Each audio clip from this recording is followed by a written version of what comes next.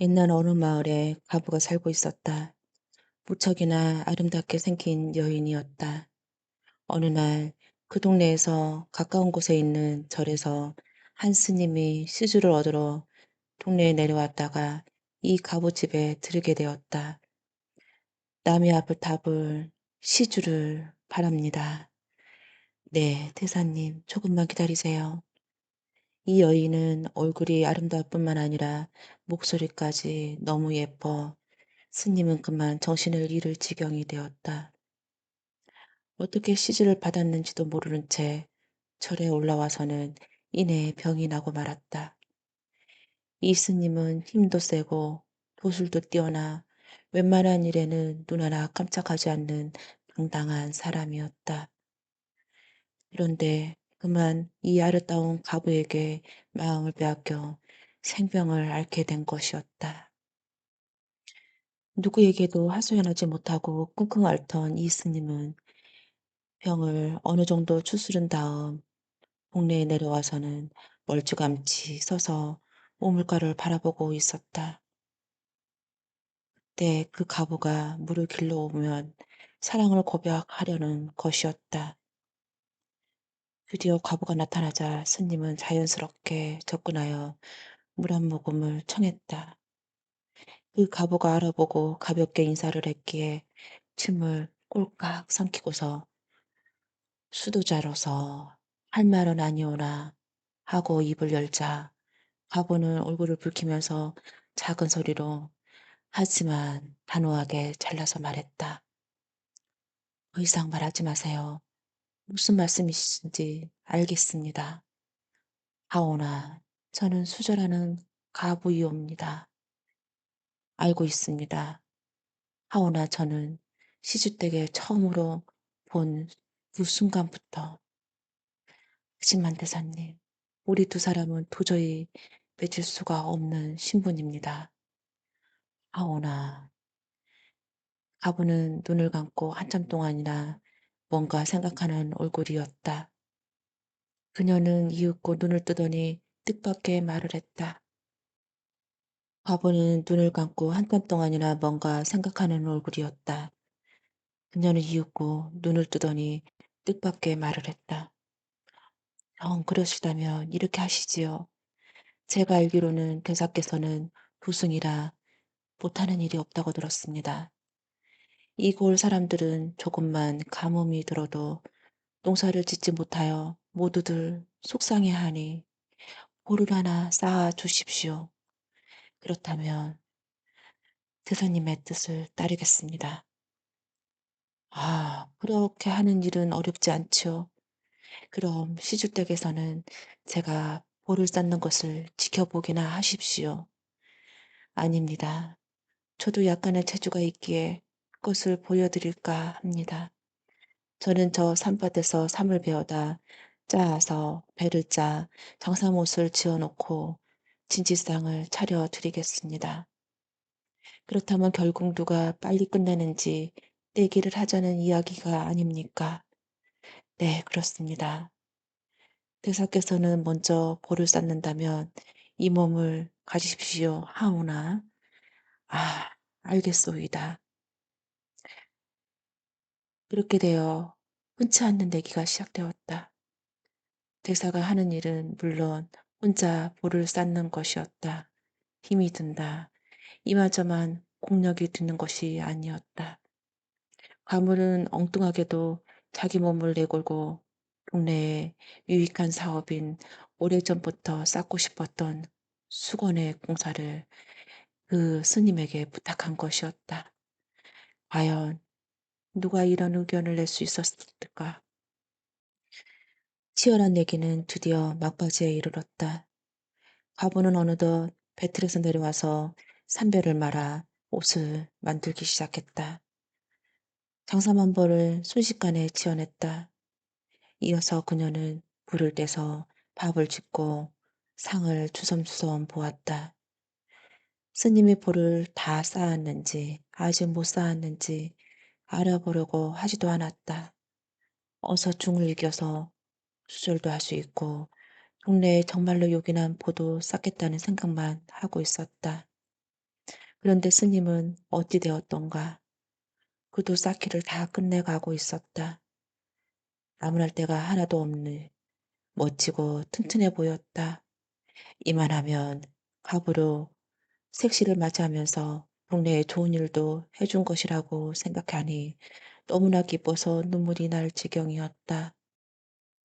그런데 한쪽이 좀 부실해 보였다. 돌 하나만 갖다가 올려놓으면 되는 것 같았다. 그렇게 하지 않아도 되기는 하였으나 이왕이면 완전 무결하게 끝내고 싶어서 근처에 있는 적당한 돌 하나를 둘러매고 다가서고 있었다. 이제 보에 올려놓기만 하면 되는 것이었다. 그런데 바로 그때 대사님, 진지상 가져왔습니다.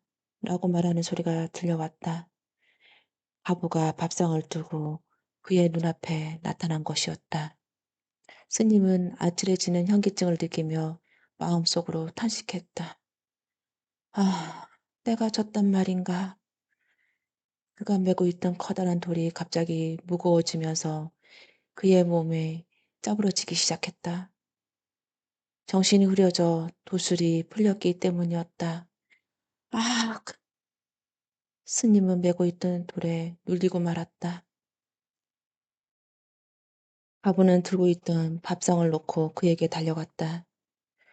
스님은 사랑하는 마음과 원망하는 마음이 섞인 눈으로 과부를 올려다보다가 숨을 거두었다. 아, 내가 경솔했구나. 나 같은 아녀자의 절개가 중하다면 저 대사의 목숨 또한 중하거든. 나 혼자 어이 살리. 과부는 스님이 메고 오던 그 바위를 불끈 들어 올렸다. 그 갑옷 또한 천하장사였다. 그런데 다음 순간 힘을 뺀 그녀도 또한 그 돌에 눌려 죽고 말았다. 이보는 그 후 볼을 다시 쌓았다가 하여 중보라고 하였는데 전라남도 광양군 옥룡면 죽전리에 있는 중보거리에 내력담이 되었다. 만 할 뿐이었다. 그런 그한테 어머니가 물었다. 얘야, 요즘 왜 이리 길게 없고 낯빛이 어둡단 말이냐? 무슨 걱정이 있니? 그러자 한영이가 마음을 다잡아먹고 말했다. 어머니, 머지않아 한양에서 과거 시험이 있답니다. 이번 과거에 응시해서 제 실력을 확인해 보고 싶습니다. 애서 한양길이 얼만데 어린 몸으로 어떻게 한양을 간단 말이냐? 내가 가면 나는 또 어떻게 하고? 어머니, 저도 어머니를 두고 떠나고 싶지 않습니다. 하지만 우리도 뭔가 새로운 길을 찾을 때가 됐습니다. 여기 이대로 죽치고 있어서는 할 수 있는 일이 없어요.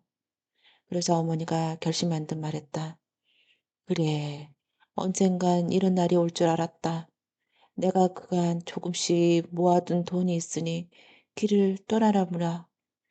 네, 어머니. 한영이는 보침에 집신을 쌓아 짊어지고 걸어서 과거길을 나섰다. 몇 날 며칠을 걸어서 어떤 고을을 지나가는데 여러 아이들이 시끌벅적 떠드는 소리가 들렸다. 다가가서 보니 동네 아이들은 눈먼 판수를 놀리고 있었다.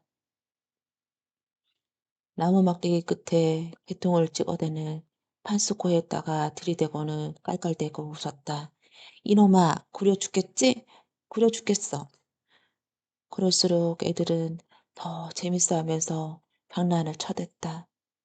그러더니 아예 판수의 지팡이를 빼앗아 도망가면서 잡아보라고 소리쳤다. 예끼 이놈들! 보다 못한 한영이가 쫓아가서 아이들을 혼내고 지팡이를 타자 판수에게 돌려주었다. 어디 가는 뉘신데 이렇게 좋은 일을 하신단 말이오? 나는 강원도에 사는 장한영이라고 하는 사람입니다. 한양의 과거를 보러 가는 길이지요. 저랑 함께 가십시다. 나도 저물었으니 우리 집에 묵어 가구려. 한영이는 가난한 봉사에게 시세를 지고 싶지 않았으나 마지못해 그 뒤를 따랐다. 막상 그 집에 도착해서 보니 뜻밖에도 규모가 큰 귀화집이었다. 알고 보니 그 판수는 점을 잘 치기로 유명해서 많은 돈을 번 사람이었다. 한영이가 그 집에서 하룻밤을 잘 묵고 나서 이 아침에 길을 떠나려고 하자 판수가 말하였다. 이렇게 오신 길에 내가 앞니를 점쳐 드리리다. 사주를 불러보. 그 말에 솔깃해서 한영이는 사주를 대고 판수 앞에 앉았다. 판수는 사주를 꽂고 산통을 흔들면서 한참 동안 헤아려 보더니 정쾌를 뽑았다. 이번 과거에 틀림없이 장원급제를 하겠소. 하지만 죽을 고비가 한 번도 아니고 세 번이나 들었구려. 이 고비를 못 넘기면 급제금 보고 꺼사요. 그 말을 들은 한영이는 가슴이 덜컥 내려앉았다. 보세요, 판수님. 죽을 수가 있다면 사는 수도 있지 않겠습니까? 살 방도를 알려주세요. 앞에 고비 두 번은 마음먹기에 달렸습니다. 마음만 똑바로 먹으면 넘길 수가 있지요. 하지만 마지막 한 번이 아주 어렵군요. 그러더니 판수가 작은 쌈지 하나를 내밀었다. 세 번째 죽을 고비를 이르거든 이 쌈지를 보시구려. 그럼 뭔가 길이 생길 겁니다. 한영이는 쌈지를 받아든 다음 마음을 다잡아 먹고서 길을 나섰다. 하루 종일 부지런히 걸어서 어떤 주막에 유숙하게 되었다. 그날 밤 한영이가 방에 홀로 앉아 글을 읽고 있는데 뜻하지 않게 주인 여자가 술상을 들고 들어왔다. 보니 좋은 술과 음식이 가득했다. 아니, 이게 웬일입니까? 시키지도 않았는데요. 그냥 제가 드리는 겁니다. 손님을 보는 순간 그만 반하고 말았어요. 여자는 한영이한테 술을 따라서 권하더니 곁에 다가와 앉으며 손길 같은 손으로 한영의 손을 부여잡았다. 예쁜 여자한테 손을 잡기는 처음이라 한영이는 몸과 마음이 다 어질어질할 지경이 되었다. 이때 문득 판수의 말이 떠올랐다. 한영이는 깜짝 놀라서 손을 뿌리치며 말했다. 이러지 마세요. 보아하니 혼이 나시는 것 같은데 남편이 알면 얼마나 놀라겠습니까? 난 아무 생각 없으니 그냥 술상을 가지고 나가세요. 한영이 정색을 하고 차갑게 말을 하니 여인은 무안해져서 그냥 상을 두고 나가버렸다. 바로 그때 어떤 남자가 방으로 뛰어들어오더니 들고 있던 칼을 바닥에 놓으며 한영이 앞에 무릎을 꿇었다. 아니, 당신은 또 누십니까? 저는 이 여자의 남편입니다. 이 여자가 젊은 손님들을 유혹하는 낌새를 채고 오늘 밤 길을 떠난 척하고 몰래 지켜보고 있었지요. 여차하며 둘 다 죽이려고 했는데 선비님이 이렇게 하실 줄 정말 몰랐습니다. 그 말을 듣는 한영의 등에 식은땀이 주르륵 흘렸다. 까딱하면 칼날에 목이 잘릴 뻔한 순간이었다. 주막 여자의 한영이를 잘 대접하고 여비까지 보태서 보내주었다. 마음을 잘 먹은 덕에 죽을 고비를 넘기고 거꾸로 복을 받은 셈이었다. 이제 두 번의 고비가 남은 건가? 한영이는 다시 몇 날 며칠을 걸어서 한양에 당도했다. 그는 한 객사의 숙소에 정해놓고 구경차 주변을 둘러보기 시작했다. 이리저리 구경을 다니다 날이 어두워져 숙소를 찾는데 이 길이 이 길 같고 저 길이 저 길 같아 이 집 저 집 같아서 쉽게 찾을 수가 없었다. 한참을 헤매다가 어느새 밤이 이슥해지고 말았다. 인적이 다 끊긴 길에 혼자 방황하고 있는데 갑자기 등치 좋은 사내가 몇이 달려들더니 한영의 입을 틀어막고 다짜고짜 자루에 집어넣었다. 그리고는 어깨 너머 메고는 어디론가 가기 시작했다. 말로만 듣던 보쌈이었다. 한영이가 자루에서 풀려난 곳은 어느 으리으리한 대갓집의 별당이었다. 한영이는 종들이 삼엄하게 지키는 가운데 방 안으로 안내되었다. 거기에는 아리따운 처녀가 다소곳이 앉아 있었다. 아니, 이게 어찌 된 일입니까? 나를 왜 여기로 데려왔단 말입니까? 그러자 처녀가 나지막히 입을 열었다. 죄송합니다, 도련님. 저희 부모님이 시킨 일이랍니다. 제가 상부사를 타고 나서 첫 남편을 잃을 운명이라고 이렇게 남모를 도련님을 데려온 거지요. 이게 무슨 운명의 장난인지. 그렇다면 나는 오늘 밤 지나면 죽은 목숨이란 말이오. 제가 말렸지만 부모님이 끝내 이를 꾸미고 마셨답니다. 애동딸이 청산가불이 되는 것을 견딜 수가 없다면서요. 그저 죄송할 따름입니다. 그러면서 처녀가 눈물을 지으니 한영이는 배신세를 잊고 오히려 처녀가 불쌍해지기 시작했다. 그가 처녀를 위로하니 처녀는 더 미안한 마음에 어쩔 줄을 몰랐다. 처녀는 품에서 작은 금덩어리 2개를 꺼내더니 한영이한테 주었다. 제 마음이니 이를 받아주세요. 나는 어차피 죽은 목숨인데 이게 다 무슨 소용이 있겠습니까? 한치 앞을 모르는 게 사람 일이지요.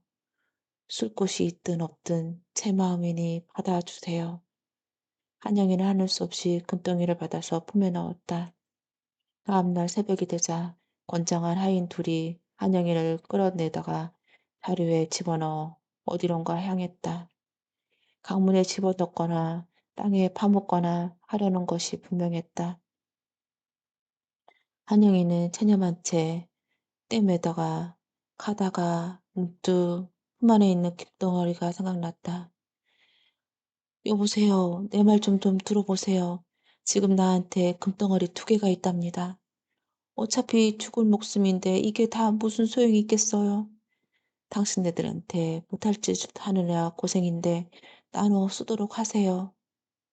아니, 그 말을 어떻게 믿는단 말이오? 금방 드러날 거짓말을 뭐하러 하겠습니까? 잠깐 확인해 보면 알게 될 일입니다. 하인들은 그것도 그렇다고 생각하고 자리를 열고 보니 정말 한영이 품속에 금덩이 2개가 있었다. 하인들은 뜻밖의 행적에 입이 한 방만하게 벌어졌다. 아, 이제 됐으니 나를 갖다 버리시구려. 젊은 하인이 다시 한영이를 자루에 넣으려 했다. 그러자 옆에 있던 나이 많은 하인이 나서서 만류했다. 아석에 사람이란 은혜를 알아야 하는 법이야. 이런 분을 죽이면 어찌 천별이 없을까? 우리 둘이 입을 다물면 아무 문제가 없을 일이야. 듣고 보니 과연 그려했다. 그 아이는 한영이를 풀어주고 자루에 돌덩이를 담아서 강물에 집어던졌다. 이렇게 해서 한영이는 또 한 번에 죽을 고비를 벗어날 수 있었다. 죽을 고비를 벗어난 한영이는 무사히 과거를 응시해서 당당히 장원급제를 했다.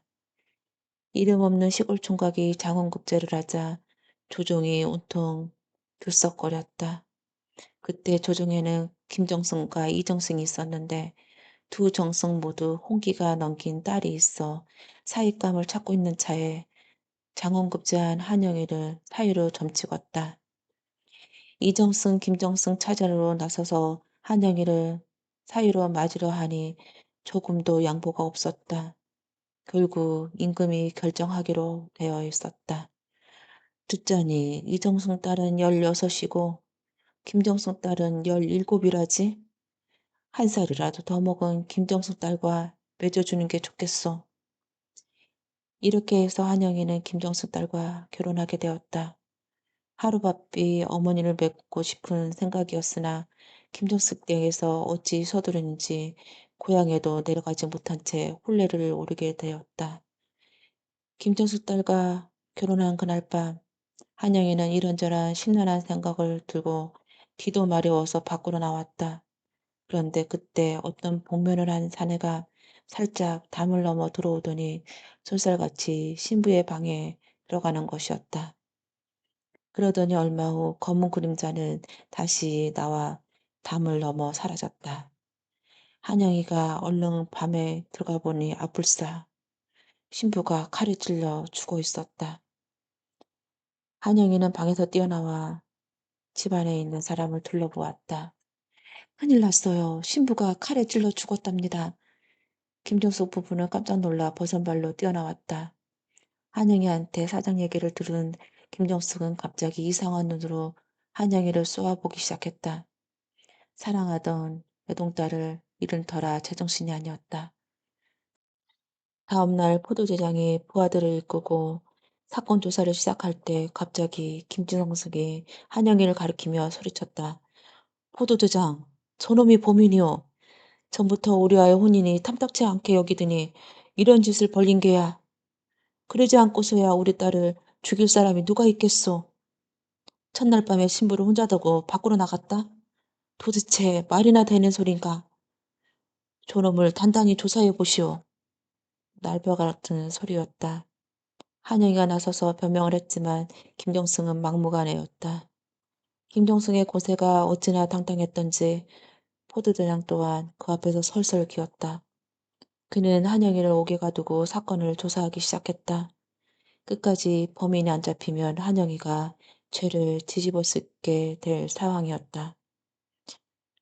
감옥에 갇힌 채 고생하던 한영이는 문득 판수가 전해준 쌈지가 생각났다.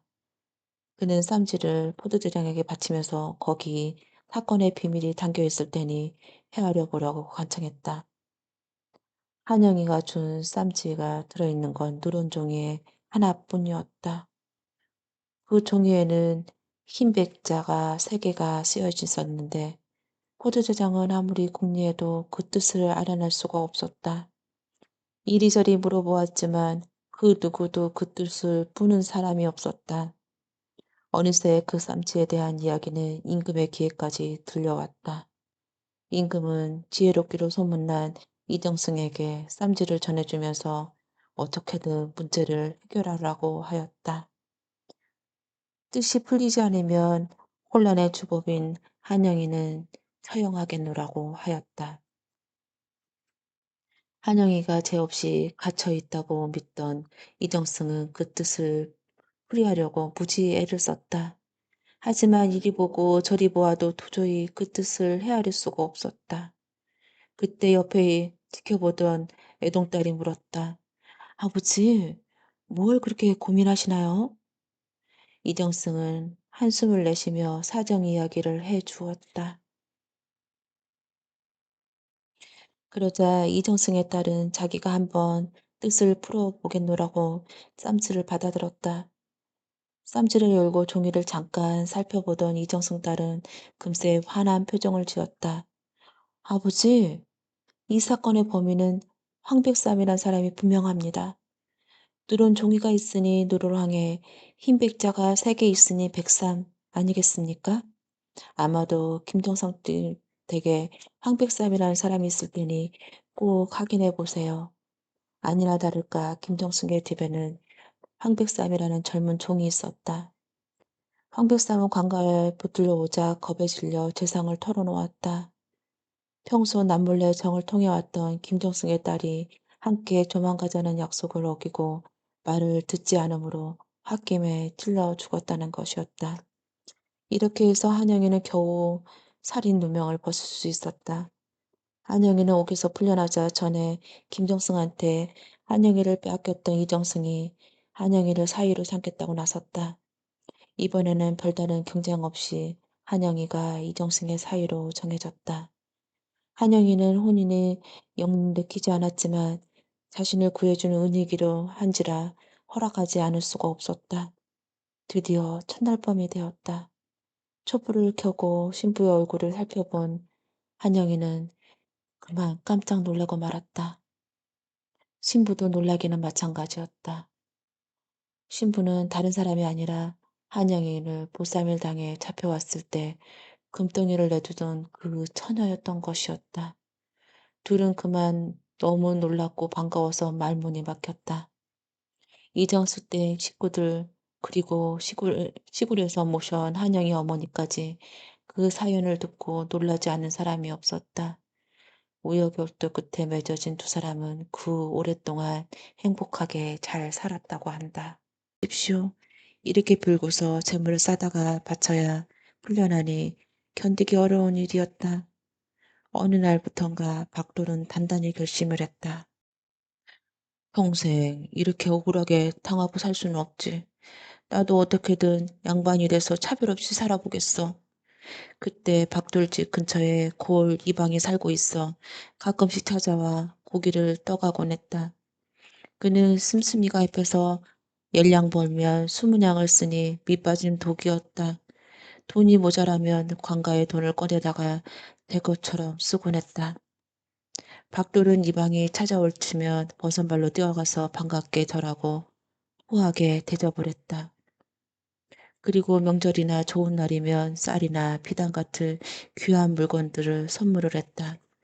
그렇게 후하게 대하자 언젠가부터는 이방도 박돌을 보면 허허 박첨지 오랜만이군 하면서 살갑게 대하긴 했다. 그때 마침 나라에서 감찰이 나와 고을 관가의 출납을 살피게 되었다. 살펴보니 거울 공금이 무려 3천냥이나 비었다. 그 원인을 캐고 본즉 누구나 이방이 무단에 갖다 쓴 것이었다. 감찰을 나온 감찰사가 불같이 화를 냈다. 나라 돈을 귀한 줄 모르고 멋대로 갖다 쓰다니. 사흘 안에 3천냥을 들이지 않으면 물고를 내리라. 이방이 집에 와서 전차선을 톡톡 털어 보았지만 3천냥은커녕 300냥도 되지 않았다. 꼼짝없이 죽은 목숨이었다. 이방은 머리를 싸매고 누워 하루를 보내고 또 하루를 보냈다. 그런데 그날 밤 누가 찾아왔다. 이방 날이 계십니까? 잠깐 뵙고자 합니다. 올 백정 박돌이었다. 어떻게 알았는지 소식을 듣고 찾아온 것이었다. 날이 있다가도 없고 없다가도 있는 게 돈인데 그것 때문에 사람 목숨이 오간다는 게 될 법한 일입니까? 사람 목숨은 하늘에 달린 것이니 기력을 차리십시오. 그러면서 그는 웬 보따리를 내밀었다.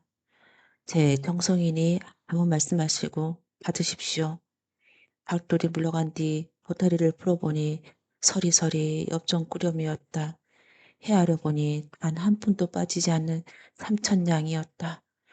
아이고, 이제 살았구나. 다음 날 이방은 그 돈을 그대로 강가에 바쳐 죄를 면하고 떨려날 뻔했던 이방 자리를 지켰다. 그게 애오라지 박돌의 은공이었으니 이방으로서는 그냥 두고만 볼 수가 없었다. 어떻게 보답할까 궁리를 하던 중 마침 거울 향청에 자수자리 하나가 나자 무릎을 쳤다. 옳거니 박돌에게 자수자리를 하나 주자.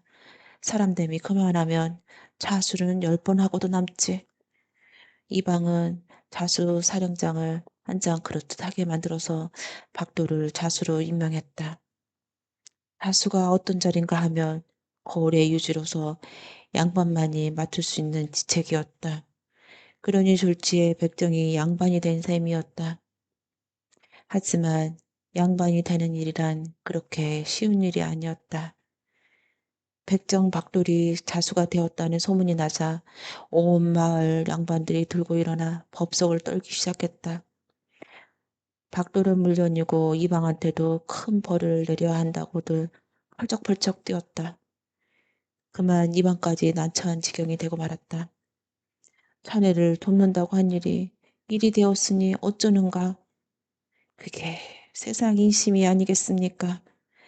네, 작정한 일이 있으니 걱정 마십시오. 이 고을을 떠나려 뜨렵니다. 다음 날 박돌은 가진 재산을 모조리 처분해서 돈으로 바꿨다. 모두 3만냥이었다. 박돌은 품속에 자수 사령장을 간직하고 돈보따리를 짊어지고 식구들과 길을 떠났다. 그가 찾아간 곳은 아는 사람 한 명이 있을 리가 없는 한경동 땅이었다. 한경도 한고을에 당도한 박돌은 번듯한 기아집과 전장을 장만하고 하인들을 사모아 양반 노릇을 하기 시작했다. 먼저 고을 양반들과 마을 주민들을 다 모아놓고 큰 잔치를 베풀었다. 나는 경상도 고을에서 자수 노릇을 하다 이사 온 박 아무개 올시다. "잘 부탁합니다." 그러자 고을 양반 하나가 물었다. "양반이라면 그 댁에는 벼슬이라는 사람이 누가 있소?" 그러자 박돌은 아무렇지도 않게 말을 꾸며대기 시작했다. "네, 지금 팔도 암행어사로 다니는 박문수가 내 족가볼 되지요." 박문수라는 말에 다들 입이 딱 벌어지고 말았다. 그 유명한 박어사 한 집안이라면 대단한 양반님이 분명했다. 그런데 일이 어찌 되려고 그러는지 진짜 박문수 여자가 어느 날 그 동네를 지나가게 되었다. 주막에 앉아 술잔을 기울이고 있는데 사람들이 하는 얘기가 수상했다. "저 새로운 양반 있어. 암행어사 박문수와 같은 일가라네? 삼촌뻘이라지." "저 새로운 양반 말이야. 암행어사 박문수와 일가라네. 삼촌뻘이라지." "글쎄 그렇다더만." 박문수가 들어보니 기가 막힐 노릇이었다. 한경도 땅에 친척이 있다는 건 금시초문이었다. 어느 사기꾼이 자기 이름을 팔아먹는 것인가 분명했다. 살다 보니 할 일이 다 있군. 그날 저녁 박문수는 사람들에게 길을 물어 박돌의 집을 찾아갔다. 한바탕 경을 칠 판이었다. "계십니까?" 지나가는 객이 하룻밤 묵고자 합니다. 그러자 안에서 하인들이 뛰어나와 맞이하는데 대접이 융숭했다. 주인이 찾아오는 손님들에게 잘 대접하라고 일러준 참이었다. 저녁상을 물리자 직접 주인이 나와서 안부를 물었다. "손님, 부족한 점은 없습니까? 불편한 점이 있으면 말씀하십시오." 그러자 박문수는 대접을 잘 받았다고 사리하고는 넌지시 박도를 떠보았다. 그런데 듣자하니 주인장이 어사 박문수하고 밀가라고요? 박돌은 그 소리를 듣고서 화들짝 놀랐다. 예사로 묻는 것이 아니니 속뜻이 잠겨 있음이 짐작하였다. 그는 눈을 들어 손님 행세를 찬찬히 살펴보았다. 이리 보고 저리 보아도 애써 사람이 아니었다. 박돌은 바닥에 넙죽 엎드렸다. "죽을 죄를 졌습니다. 용서해 주십시오." "아니 갑자기 왜 이러시오?" 소인이 이미 눈치를 챘습니다. "저희 죄를 용서해 주십시오." 그러자 박문수가 박돌을 달래며 말했다. "이럴 게 아니라 어디 사연 좀 들어봅시다." 그러자 박돌은 경상도 땅에서 백정 일을 하던 일부터 그곳에 이사 올 때까지의 그간의 사연을 숨김없이 털어놓았다. 한참을 얘기를 듣던 박문수도 자기도 모르게 고개를 끄덕였다. 수인이 양반 노릇을 한 것은 세도를 부려보자는 심산에서가 아닙니다. 그저 사람답게 한번 살아보자는 것이요. 하늘이 낸 사람이란 누구나 귀한 법이 아니겠습니까? 그러나 대가님의 가문을 판 것은 입이 10개라도 변명할 길이 없으니 제값을 받겠습니다. 처분대로 하십시오. 박문수가 귀로 박돌의 말을 듣고 눈으로 행동거지를 보니 어지간한 인물이 아니었다. 천하지천한 백정 출신이라지만 웬만한 양만의 열몫을 하고도 남을 인품이었다. 박문수는 뭔가를 골똘히 생각하더니 입을 열었다. "내가 알아서 처리할 터니 처분을 기다리시오."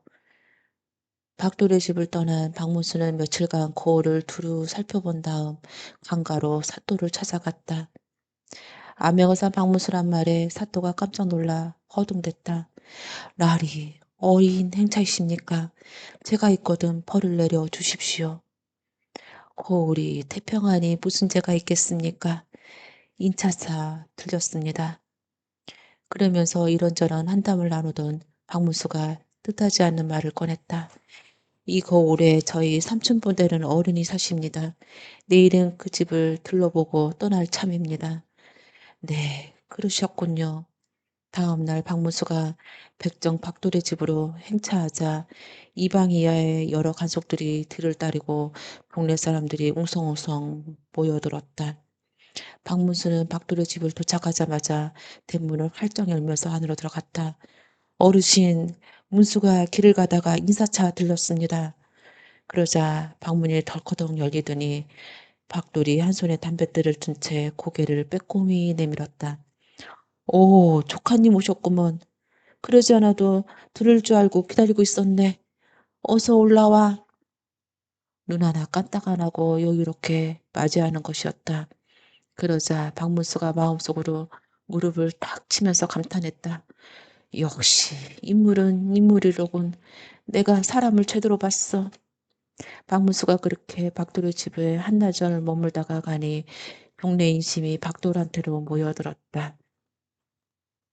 이젠 그가 대단한 양반이라는 걸 의심하는 사람은 한 명도 없었다. 고을에 내노라는 양반집마다 저마다 그와 친해보려고 소문을 보내고 선물이 집안에 그득할 지경이었다.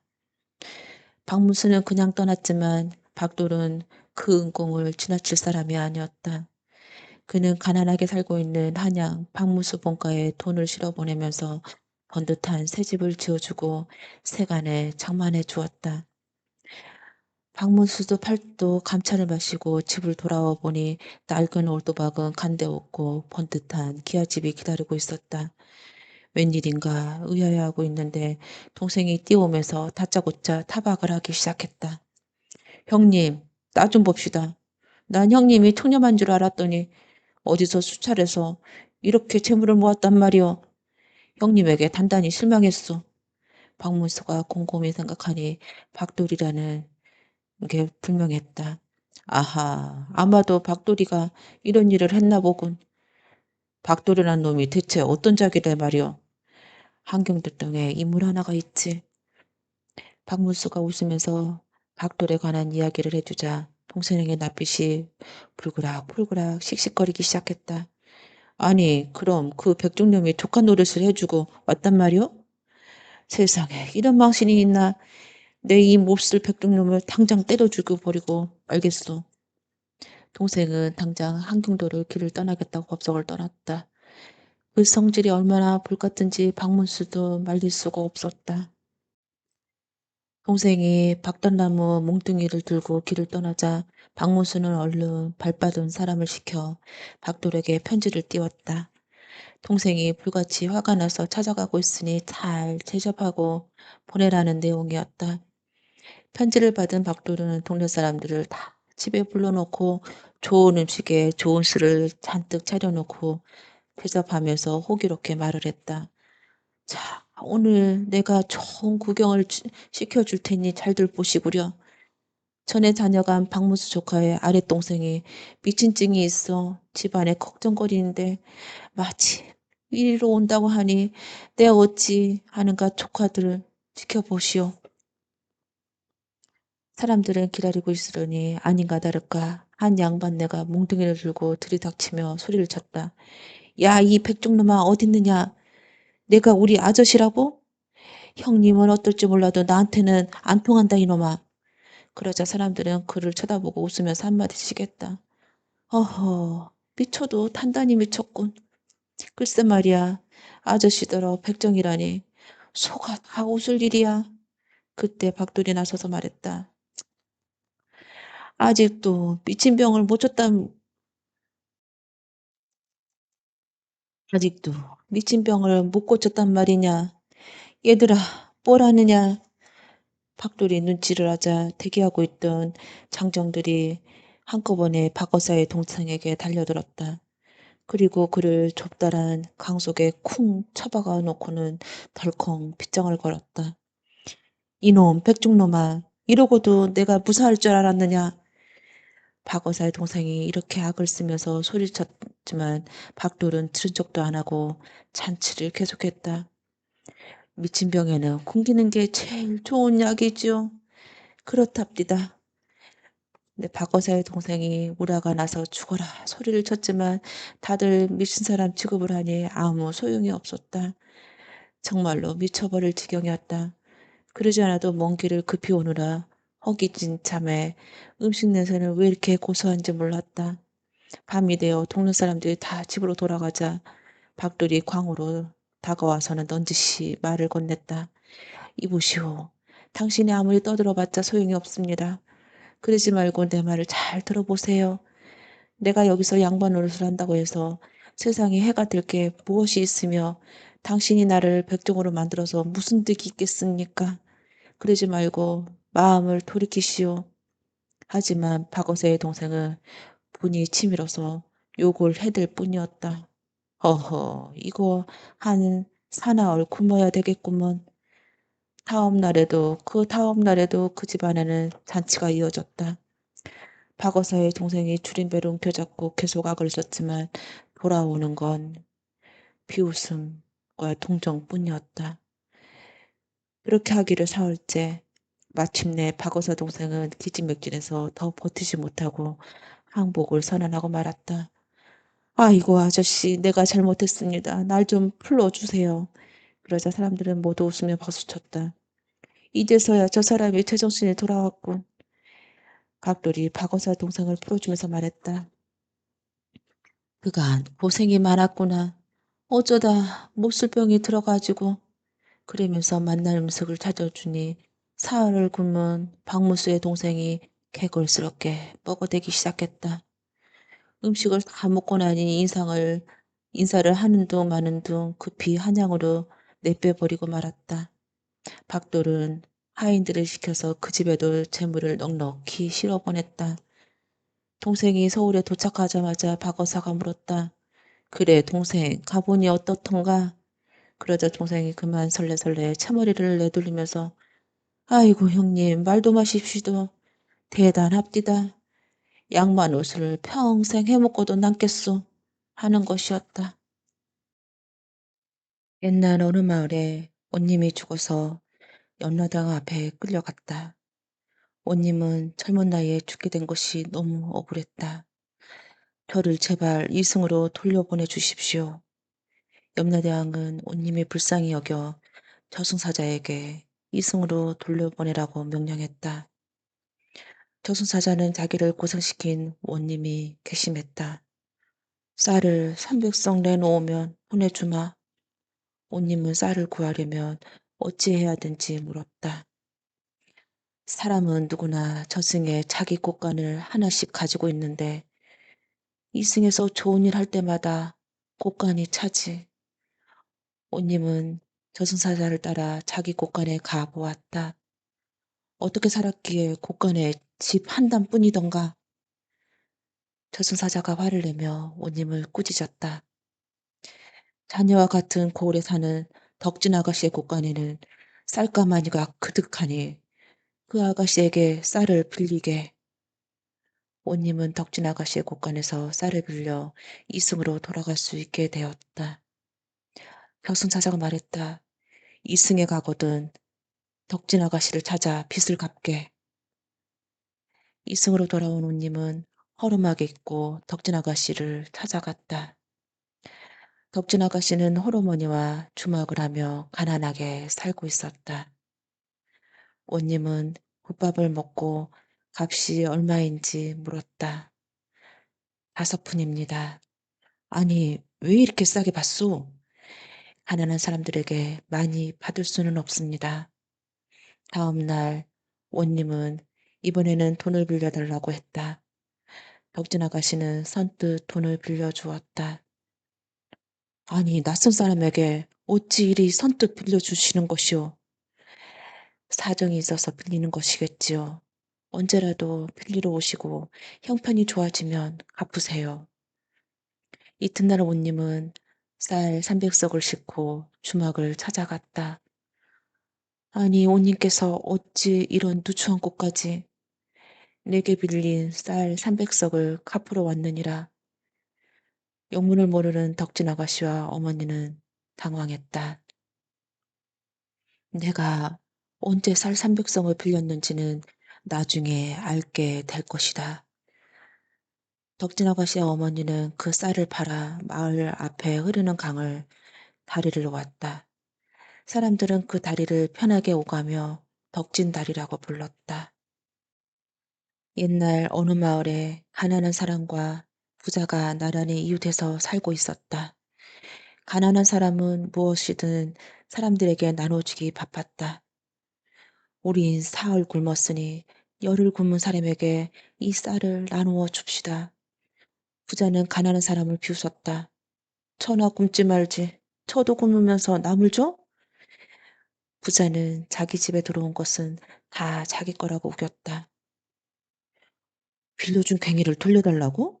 말도 안 되는 소리. 그러다 보니 늘 싸우는 소리가 끊이지 않았다. 어느 날 가난한 사람이 집으로 가는데 부잣집에서 생선 굽는 냄새가 풍겨왔다. 가난한 사람의 뱃속에 꼬르륵 꼬르륵 소리가 났다. 냄새라도 실컷 맡아보자. 가난한 사람이 생선 냄새를 맛있게 맡고 있는데 부자가 나오다가 그 모습을 보았다. 부자는 가난한 사람의 멱살을 움켜쥐고 소리쳤다. 이놈아, 내가 단냥이나 주고 산 생선 냄새를 공짜로 맡아? 가난한 사람은 깜짝 놀랐다. 아니, 생선도 냄새 맡는데 돈을 내야 하나요? 그걸 말이라고 하느냐? 당장 돈을 내놓거라. 집으로 돌아온 가난한 사람은 걱정이 되었다. 여보, 밖에서 무슨 일이 있었어요? 아내가 묻자 가난한 사람은 부자와 있었던 이야기를 들려주었다. 세상에, 냄새 맡는 값을 내놓으라니요. 아내가 기가 막혔다. 그렇다오. 내일 아침까지 당장 내놓으라고 하니 아버님 제사 때 쓰려고 모아둔 돈을 줘야 되겠소. 그때 10살 먹은 아들이 말했다. 아버지, 제게 좋은 수가 있으니 맡겨주십시오. 날이 새자 가난한 집 아들이 돈 단량을 들고 부잣집으로 갔다. 어제 냄새 맡는 값 단량을 가지고 왔습니다. 부자는 얼른 돈을 받으려고 했다. 그러자 가난한 집 아들은 돈을 주지 않고 흔들어서 짤랑짤랑 소리를 냈다. 아, 돈 소리를 들으셨지요?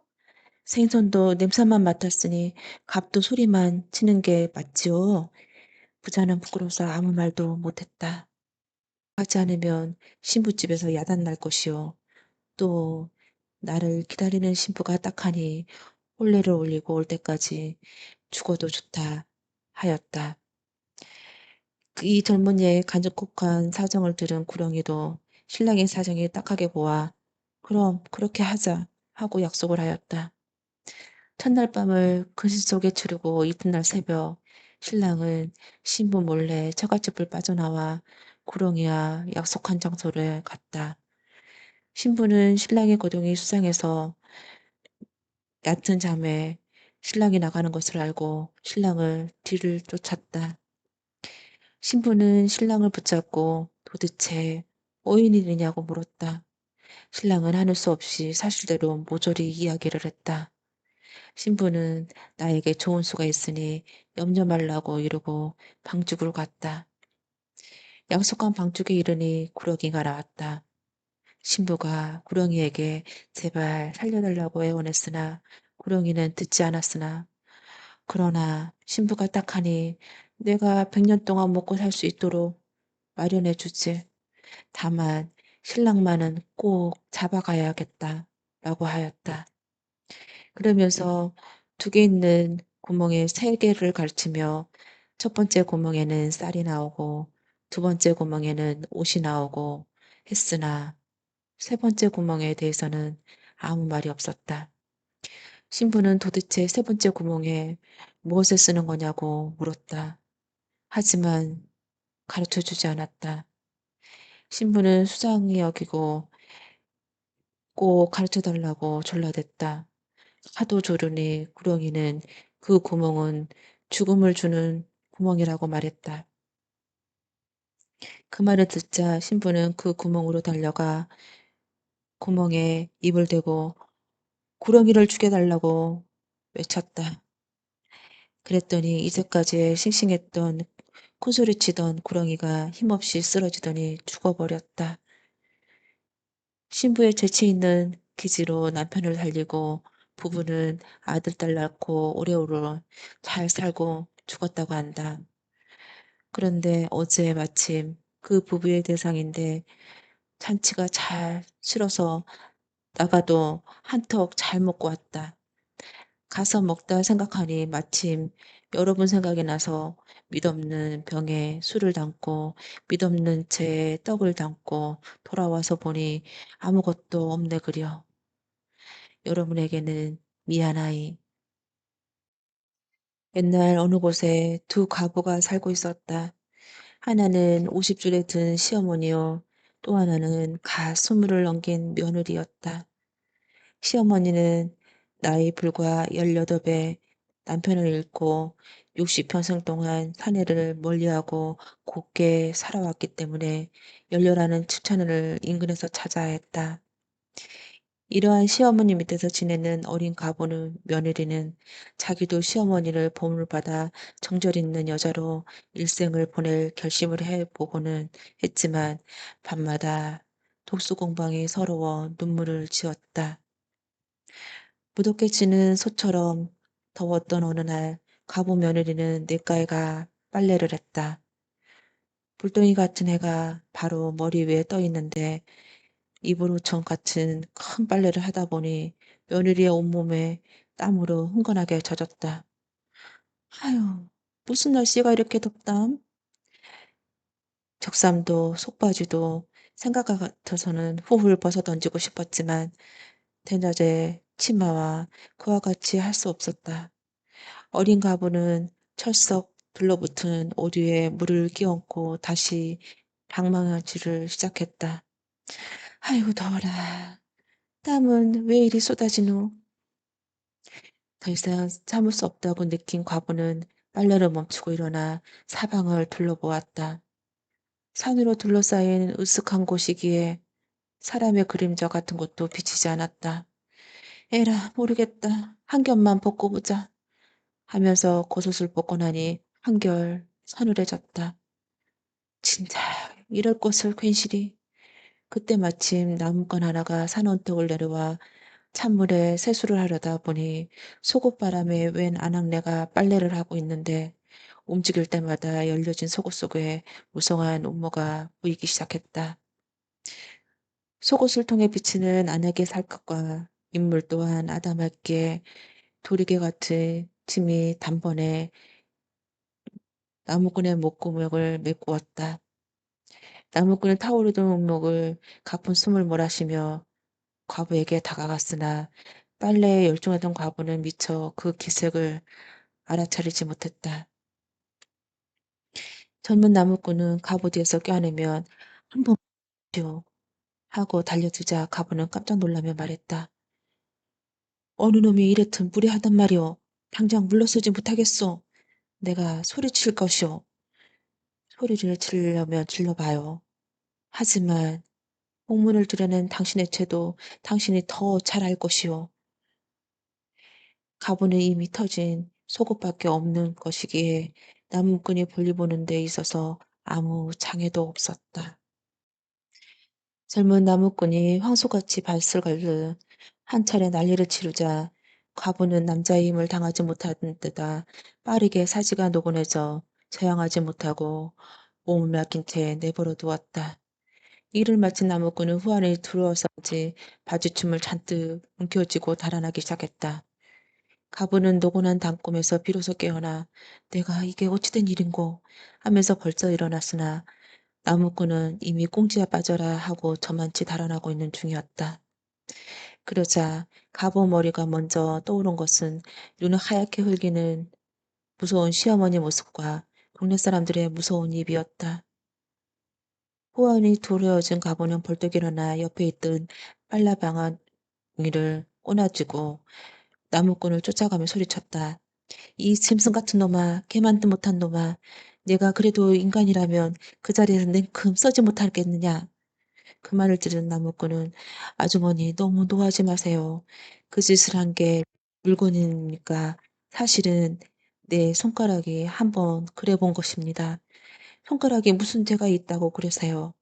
한번 장난해 본 것이니 그만 용서하시오. 하고 말하고는 다시 달려가 길모퉁으로 꼴깍 사라져 버리고 말았다. 그러자 여인은 더욱 방망이 흔들어대면서 소리쳤다. 요 양큼한 놈아 내가 내 말을 속을 것 같으냐 이놈아. 이 짓을 찌르는 게 내 손가락이라면 아직까지 뜨끈뜨끈 저리는 게 이 맛이 도체 무엇이란 말이냐.